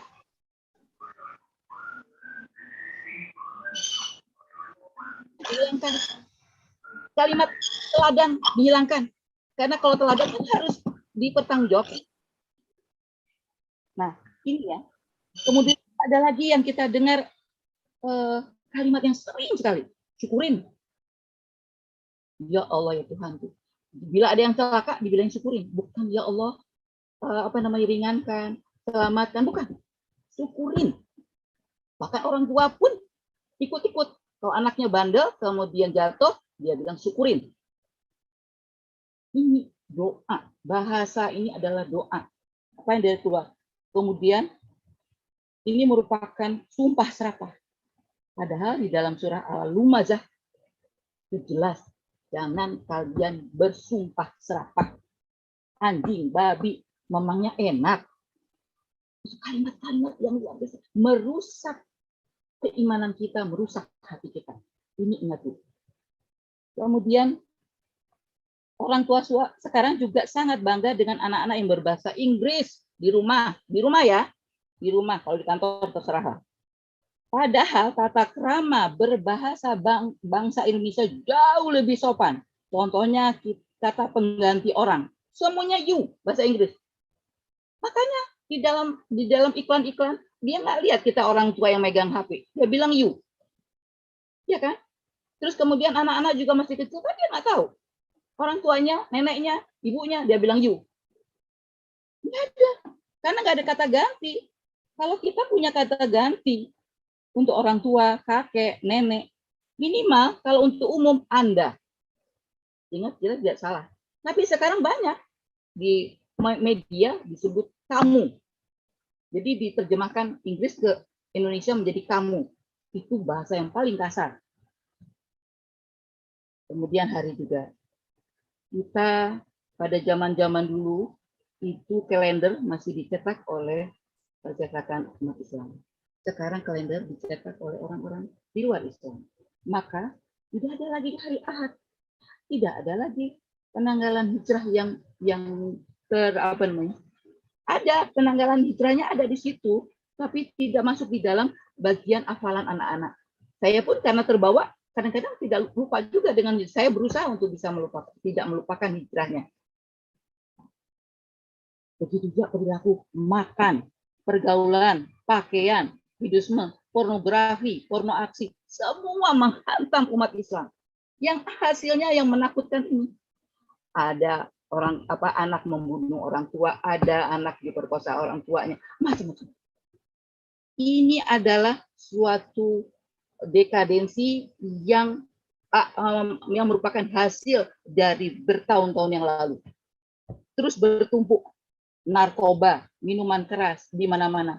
Bayi dan anak sampai 3 bahkan 4 tahun hidup dengan membawa najis. Sekarang Bu, anak-anak bayi sekarang Bu, itu membawa najis kemana-mana. Pampers dipakai karena orang tuanya males atau nggak sempat. Oke, pakai pampers. Tetapi seharusnya dia tahu jadwalnya, dia pipis, dia buka, dia ganti. Tidak sampai 4 jam, 5 jam. Sehingga anak itu tidak tahu bahwa dia membawa-bawa najis di mana-mana. Itu luar biasa. Bahkan saya pernah juga, saya dulu sering naik kereta, dulu kereta masih berantakan begitu. Ada ibu-ibu buruh mengatakan, saya ini bekerja cuman khusus untuk mendapatkan 2 hal.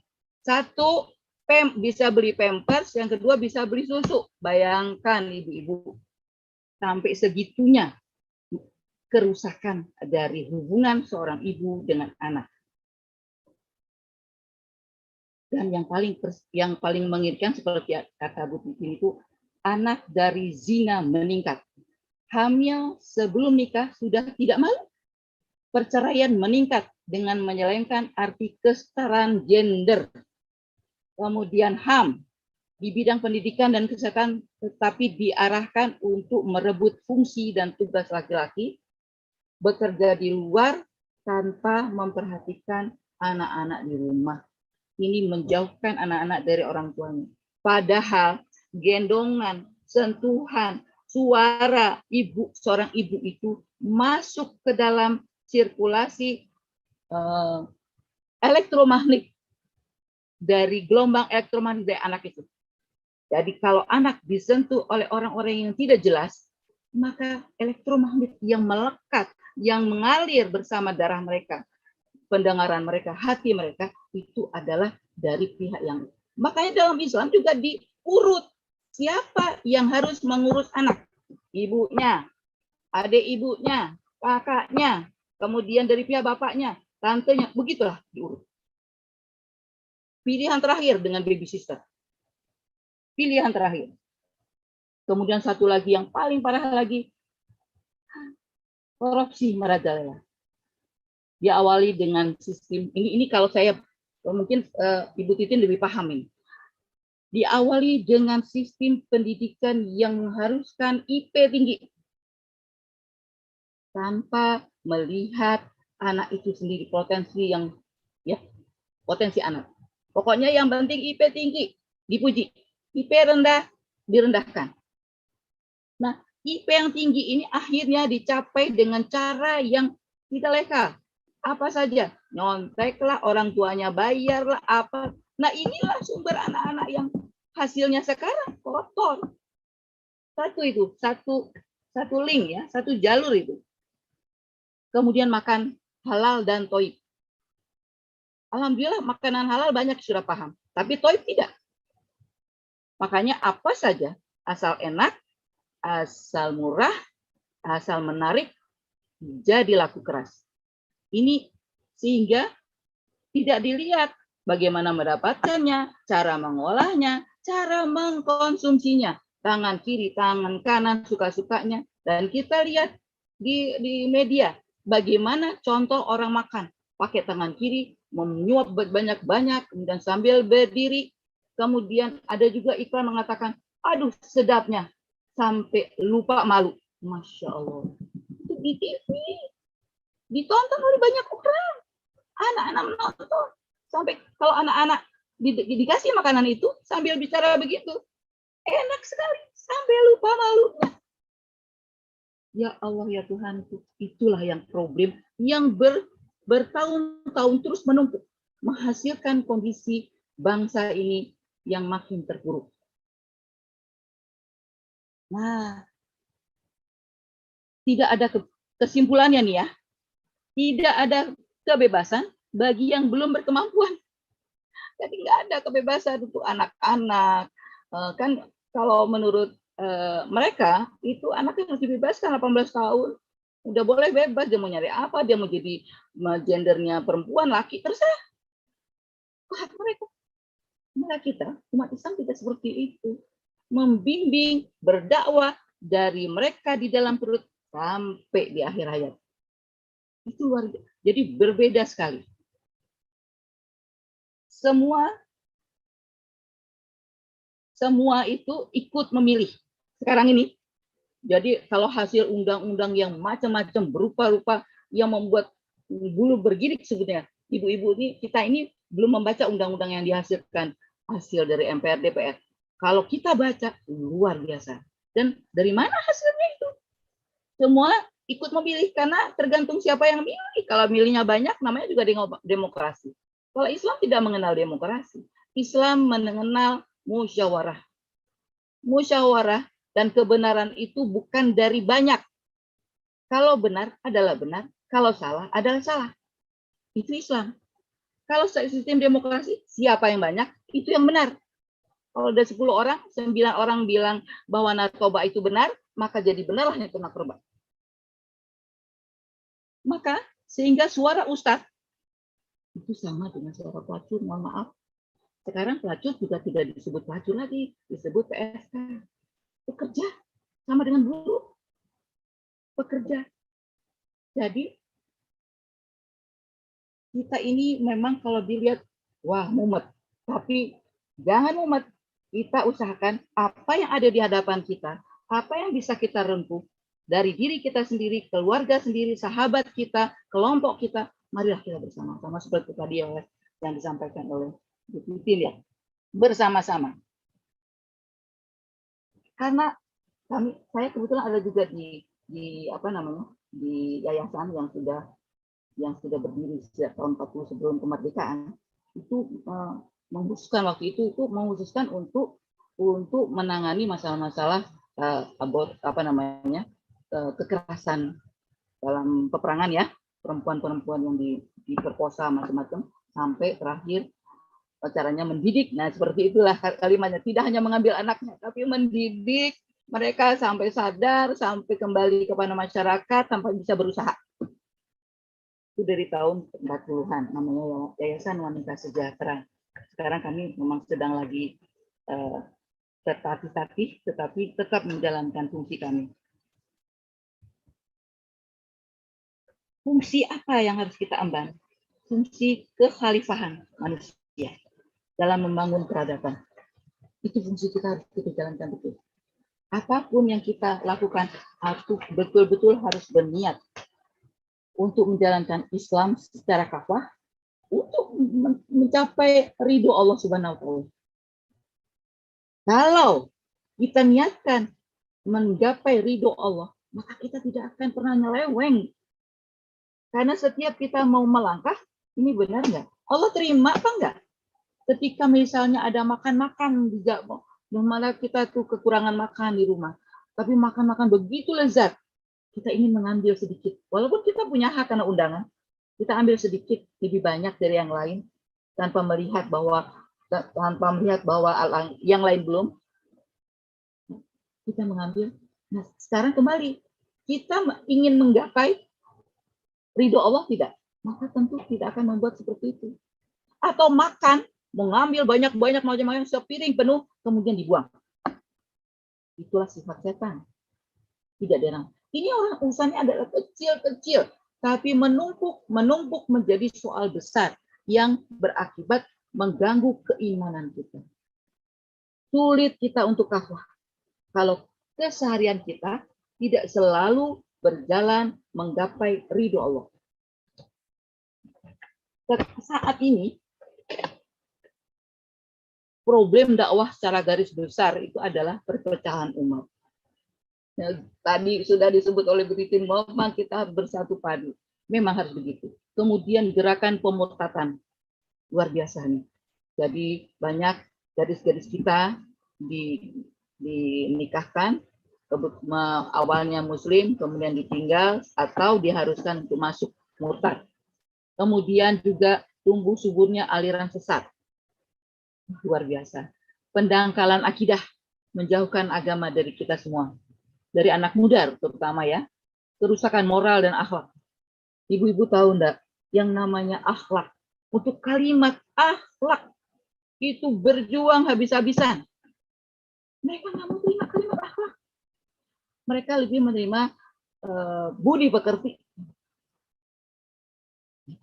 Sampai begitunya mereka berjuang. Maka tentunya kita harus berjuang sama dengan seperti mereka berjuang. Satu kalimat aja mereka susah menerima akhlak. Padahal akhlak mulia itu akan berdampak juga kepada mereka. Tidak. Mereka ingin merubah menjadi budi pekerti. Alhamdulillah tidak lolos. Tetap akhlak mulia. Kemudian juga belum tersosialisasinya masalah halal dan haram seperti tadi saya sampaikan, apa aja dimakan, yang penting enak, bagus, murah, nah, itu saja. Kemudian kebodohan dan kemiskinan. Kenapa jadi bodoh? Kenapa jadi miskin? Karena kerakusan yang tadi seperti Bu Titin katakan, kerakusan. Orang-orang yang korupsi, tidak peduli, tidak menjalankan amanah, rakus. Tidak sadar bahwa dia hanya memerlukan tempat 2x1 dan kain putih. Nah, ibu-ibu sekalian yang saya hormati, saya pernah membaca BPS tahun 2004, 29,40% penduduk usia 14 tahun ke atas tidak mempunyai ijazah apapun. Sekarang sudah 2021, menjelang 2022. Sudah berapa tahun? Mereka rata-rata usia 30, usia produktif. Mereka tanpa pekerjaan, tanpa ijazah satupun, tanpa keterampilan. Dan mereka pasti sudah berkeluarga. Dan mereka pasti punya anak. Anaknya seperti yang disampaikan oleh Bu Titin, ada di Garut dalam keadaan miskin. Wajar nggak itu terjadi? Dan ini tidak bisa menjadi penyakit penghambat kita semuanya kalau kita tidak berjuang bersama-sama untuk menyelesaikan masalah ini. Satu orang kita rempuk, 2 orang, seberapa kekuatan kita harus kita jalankan. Jangan berputus asa. Karena Allah selalu bersama kita. Kalau Allah tidak bersama kita, tahun 48, gerakan PKI sudah habis kita. Sudah menjadi negara Indonesia apa namanya, Soviet, ya. Kita negara Soviet kita. Tahun 65 juga gitu. Kalau bukan Allah yang bantu, Allah yang tolong kita, sudah hilang kita, sudah habis dibunuh semua. Nah ini makanya jangan kurang-kurang, selain usaha bersama, juga berdoa jangan kurang-kurang. Kesatuan harus ikut. Saya pikir itu ya, sudah hampir ribet. Saya tadi Bu, Ya, kurang 1 menit. 1 menit untuk penutup ya. Jadi Bu, semangat. Saya jumpa dengan orang Surabaya dan juga berjumpa dengan orang Jawa Barat. Jadi Jawa Timur, Jawa Barat saya di tengah, tapi saya termasuk dengan Bu Titi nih, Jawa Barat, di Depok kan. Jadi saya ini memang waktu dari kecil ya Bu. Dan ini contoh untuk anak generasi muda. Saya tidak pernah dikatakan oleh orang tua saya, oleh saudara saya, aduh cantiknya, tidak pernah. Padahal saya anak satu-satunya perempuan. Tidak pernah. Tapi yang didorong oleh orang tua, coba tanya sama dia biasanya tidak pernah bohong. Coba kamu lakukan itu, bagaimana adik, saudara kamu bisa bersatu, bisa diterangkan. Apa pernah saya dikatakan cantik? Kalau sekarang kan semua didorong untuk cantik. Yang putih bagus, yang hitam jelek. Dan Ibu tahu nggak, yang menyusun semua model itu laki-laki Bu. Tahun ini warnanya apa? Bentuknya apa? Apa yang akan diperlihatkan dari perempuan? Laki yang bukan perempuan. Bayangkan. Nah itu saja saya pikir, ini semangat ya Bu ya. Semangat. Saya mudah-mudahan tidak menyebabkan Ibu menjadi, gimana ini? Mulai dari mana saja kita boleh mulai. Tapi yang paling pertama kita mulai bersatu. Beribadah yang jelas, berilmu, supaya kita bisa menjalankan dengan kafah. Kemudian kita jangan kurang-kurang berdoa. Cuman Allah yang bisa menyelamatkan kita. Begitu saja. Assalamualaikum warahmatullahi wabarakatuh. Waalaikumsalam warahmatullahi wabarakatuh. Sebelum lanjut pada pertanyaan, saya untuk yang untuk di kolom chat bisa nama dan juga nomor BK-nya sebagai data kami. Mohon bisa dibantu untuk nama dan juga nomor kontak. Demikian. Nah, untuk selanjutnya acara mungkin 10 menit ke depan ini adalah tanya jawab dari paparan yang disampaikan oleh Ibunda Pocut Yusnidar, bahwasanya dengan banyaknya propaganda yang yang disampaikan oleh Yahudi atau apapun lewat gerakan-gerakan idol, gerakan kontes cantik atau kontes apalah. Nah, itu sebagai muslimah kita bisa menjawabnya seperti apa, dan juga dikaitkan dengan kita berperan sebagai orang tua, sebagai masyarakat, dan bagaimana kita memulainya. Kata Bunda tadi, nggak boleh banyak alasan, intinya cari ridho Allah, mulai dari hal yang kecil dengan bersinergi dan juga bekerja sama dengan pihak lain. Nah, intinya itu untuk kesempatan bertanya, monggo saya sampaikan kepada yang akan bertanya. Bisa angkat tangan. Boleh saya? Ya, monggo Ibu. Terdengar jelas ya? Ya, jelas Ibu. Ya, oke. Ya, betul. Siapa ya? Saya Elvi, Ibu. Assalamualaikum warahmatullahi wabarakatuh. Warahmatullahi wabarakatuh. Iya, salam kenal Bu Pocut ya Bu ya? Iya. Iya. Salam kenal Bunda. Sebelumnya kita dekat Bunda. Kalau Bunda masih kerja di Depok, kita di Bogor. Oh, dekat sekali. Iya. Salam kenal juga Bunda Titi. Luar biasa paparan hari ini. Ini saya kembali flashback ketika masih remaja masjid dulu ini Bunda. Wah, kalau dulu kita bersiap hari mendengar paparan-paparan seperti ini. Nah, sekarang ini ketika sudah masuk ke dunia nyata, masing-masing berada di Nah, di bidang garapan masing-masing, terus terang terkesan kehilangan arah ini, Bunda Fauzi. Artinya begini, kalau dulu terbiasa masih dalam satu lingkungan ya, dan artian kita punya organisasi gitu ya, yang mana dulu kita bisa kerja bareng rame-rame.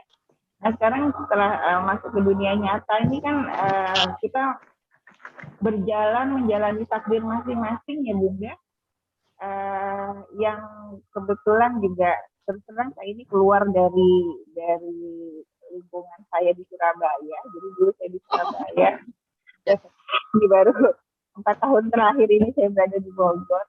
Nah, hanya sebagaimana tadi kata Bunda sampaikan tadi, ya.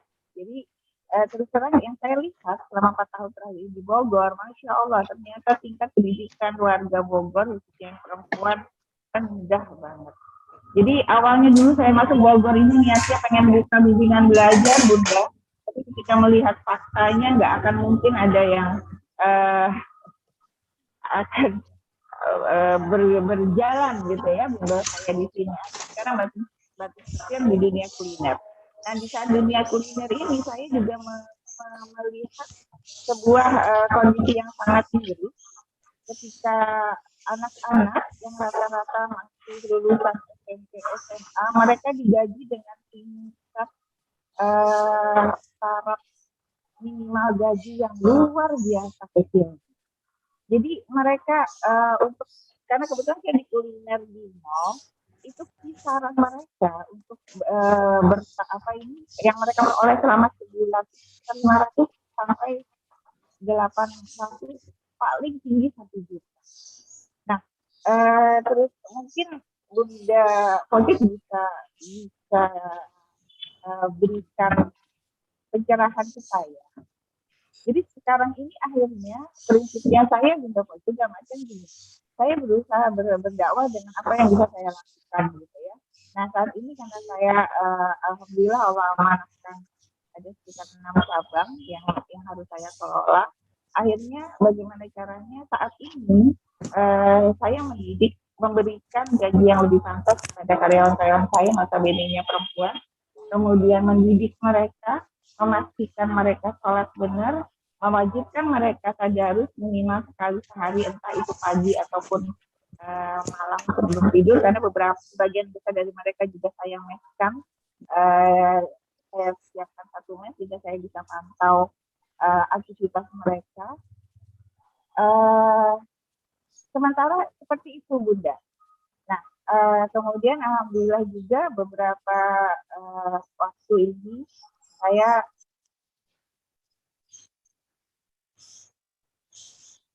hilang kan?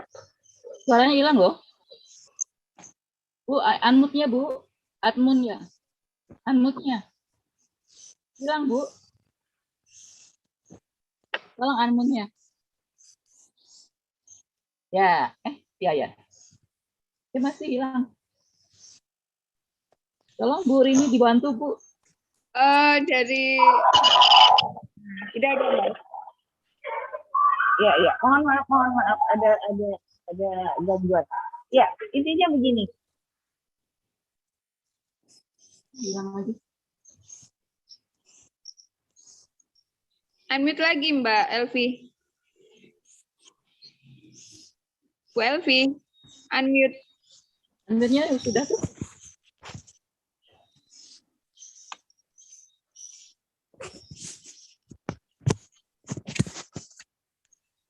Bu Elvi, unmute ya. Ya. Allahu Akbar. Mohon maaf. Ada gangguan. Ya, walaupun tadi Bunda bilang silakan awali dengan sekecil mungkin. Oke, itu sudah saya sudah awali Bunda Fauzi. Nah, mungkin Bunda bisa berikan pencerahan lagi ke saya. Oke, step berikutnya apa? Karena kalau sudah lihat seluruh kejadian yang ada di sekitar, kemudian melihat di TV, di media dan lain sebagainya, rasanya hanya dengan berteriak dan istighfar aja tidak cukup. Begitu Bunda, mohon maaf. Assalamualaikum warahmatullahi wabarakatuh. Waalaikumsalam warahmatullahi wabarakatuh. Bisa langsung jawab, Bu. Bagaimana Bunda? Bu Rini bisa saya langsung jawab? Bu Rini. Ibu, Ya, Mungkin monggo. bisa Bunda. ya, boleh saya jawab langsung? Ya, boleh. Oke, saya jawab. Iya, Ibu. Baiklah, itu kok betul-betul suara hati dari seorang ibu yang ingin berbuat baik untuk namanya. Sekalian, terus terang, masalah kalau dari ukuran usaha-usaha kecil, itu kalau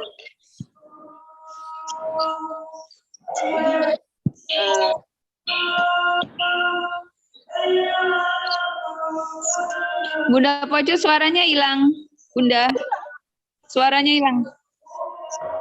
Masih azan Bunda Rini untuk Jakarta dan sekitarnya. Oh iya, azan, Iqamat.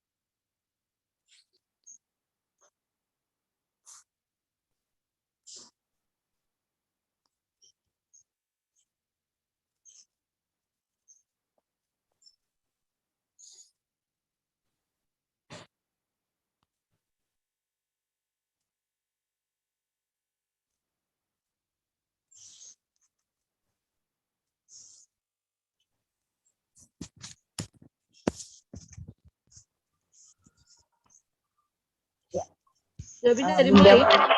Ya. Ya. Jadi kalau karena usaha kecil, orang Padang, Bu. Orang Padang, restoran-restoran Padang itu dia pakai sistem bagi hasil. Bagi hasil sehingga kemudian ada juga tabungan di mana akhir tahun juga mereka memberikan juga hasilnya. Sehingga orang-orang Padang itu bisa mengembangkan banyak sekali warung-warung Padang itu dari situ. Jadi orang-orang yang pernah bekerja di warung Padang akan bisa untuk mengembangkan dirinya. Kemudian ada lagi Bu caranya. Ada sebuah usaha yang ngepas banget. Gimana caranya nih? Nah, pegawainya yang diambil itu adalah yang belum berkeluarga, ingin bersekolah. Nah, mereka tidak digaji, tapi disekolahkan. Mereka kerja. Nah, dari situ kalau mereka sudah tamat, ada yang perguruan tinggi, ada yang S2, ada yang nggak bisa sampai S2, S1.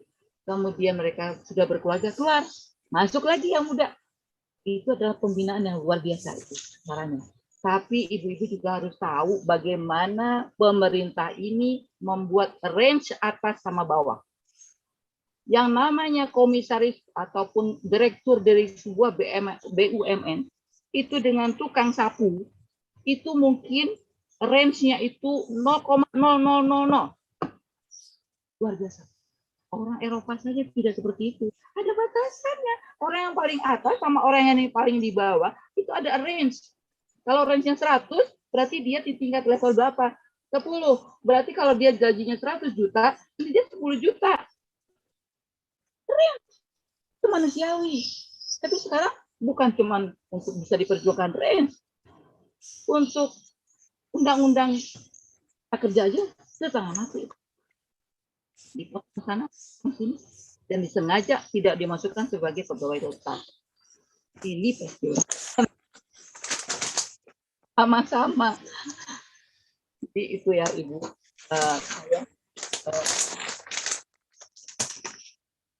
Menjadi bahan dan mudah-mudahan apa yang saya berikan ini walaupun sangat sedikit, sangat kecil lah. Cuman kita ternyata tanpa perjanjian dengan Bu Titin ternyata nyambung Bu Titin ya.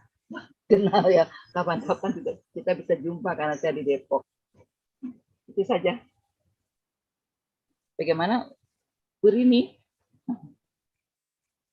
Ya, terima kasih Bu Pocut. Mengingat waktu yang sudah mendekati pukul 12 dan Surabaya juga sudah masuk waktu sholat, demikian juga Depok, Bogor, dan juga mungkin Bandung ya Bu Titin ya. Mungkin kesempatan kita bersilaturahmi dalam forum webinar kali ini kita akhiri, tapi setidaknya bisa ke depan kita tetap akan bisa bersilaturahim, bisa bersinergi dalam keterbatasan tempat dan waktu, tapi setidaknya semangat untuk memulai hal kecil itu menjadikan diri sebagai muslimah kafah dengan poin-poin yang telah disampaikan oleh Ibu Titin dan juga Ibu Pocut, setidaknya poin itu yang menjadi lecutan bagi kita untuk berkegiatan ataupun bekerja di luar tanggung jawab kita sebagai ibu rumah tangga tentunya, sebagai tua, dan tetap semua disinergikan dalam koridor mencari ridho Allah dan juga mendapat berkah Allah. Itu yang terpenting.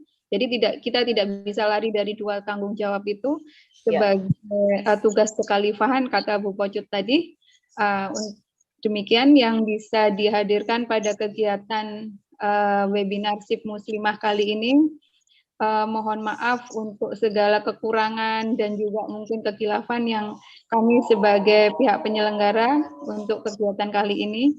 Terima kasih untuk Ibu Titin, Ibu Pocut, dan semua pihak yang telah meluangkan waktu pada kegiatan ini. Setidak-tidaknya kita berikhtiar untuk bisa menjadi pribadi-pribadi, untuk menjadi muslimah yang saling punya keterkaitan, saling punya empati, saling punya link untuk bisa mewujudkan bahwasanya kita berislam kafah untuk kejayaan agama, bangsa, dan negara. Demikian untuk kegiatan yang bisa kami hadirkan pada kali ini, dan untuk menutup acara ini kita ucapkan hamdalah, alhamdulillahirabbil alamin. Kita tutup dengan doa kafaratul majelis. Subhanallah, subhanakallahumma asyhadu Tubuh ilaik.